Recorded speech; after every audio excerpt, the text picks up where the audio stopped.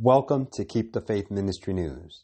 Pope Francis again returned to the theme of rigidity today, saying those who unbendingly follow the law of God are sick and in need of the Lord's help. In his morning homily at Casa Santa Marta, the Pope drew on today's Gospel reading from Matthew, in which Jesus, healing of a crippled woman, angered the Pharisees, leading him to denounce the leaders of the synagogue as hypocrites.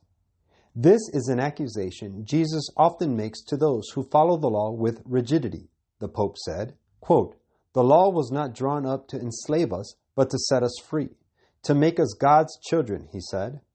From Vatican Radio. Concealed by rigidity, Pope Francis said, there is always something else. That's why Jesus uses the word hypocrites. Behind an attitude of rigidity, there is always something else in the life of a person. Rigidity is not a gift of God. Meekness is, goodness is, benevolence is, forgiveness is. But rigidity isn't, he said. In many cases, the Pope continued, rigidity conceals the leading of a double life.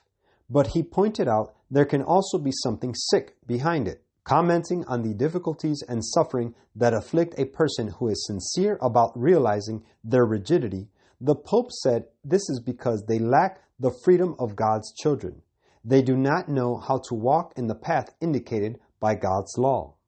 Quote, "They appear good because they follow the law, but behind there is something that does not make them good. Either they're bad hypocrites or they are sick. They suffer," he said. Pope Francis went on to recall the parable of the prodigal son, saying that the elder son showed a certain type of goodness, but behind it was the pride of believing in one's righteousness. He was rigid and conducted his life following the law, but saw his father only as a master, the Pope said. Quote, "It is not easy to walk within the law of the Lord without falling into rigidity," he added, and concluded with a prayer calling on our brothers and sisters who think that by becoming rigid, they are following the path of the Lord. May the Lord make them feel that He is our Father and that He loves mercy, tenderness, goodness, meekness, humility. And may He teach us all to walk in the path of the Lord with these attitudes, he said. The Pope's favorite theme. The theme of rigidity, like his many criticisms of doctors of the law, is one of a number of topics the Pope returns to almost on a routine basis. He once called those who try to unbendingly follow the law of God people as having weak hearts, whom he confessed he would like to trip up with banana skins so they would know they are sinners. In June, he said, rigid people in the church who tell us it's this or nothing are heretics and not Catholics. He has also warned about seminary formation being too rigid to allow for the development of priests. To understand the Pope's almost obsessive focus on rigidity and why he holds it in such disdain, it's perhaps helpful to see how he views his ministry, the Church, and the world.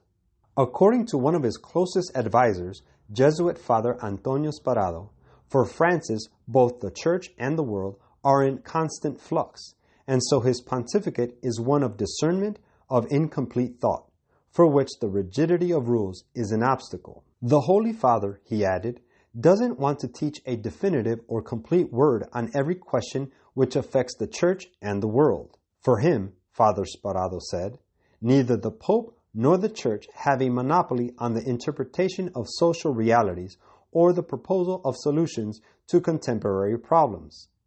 The Pope also sees the Church as a people of pilgrims who transcend any institutional expression, however necessary. This tension, he added, animates Francis, reflection with regard to that which he has called the conversion of the papacy.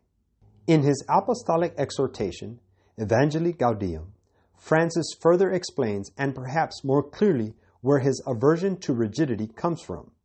He criticizes what he calls a self-absorbed Promethean neo-Pelagianism among those who ultimately trust only in their own powers and feel superior to others because they observe certain rules or remain intransigently faithful to a particular Catholic style from the past.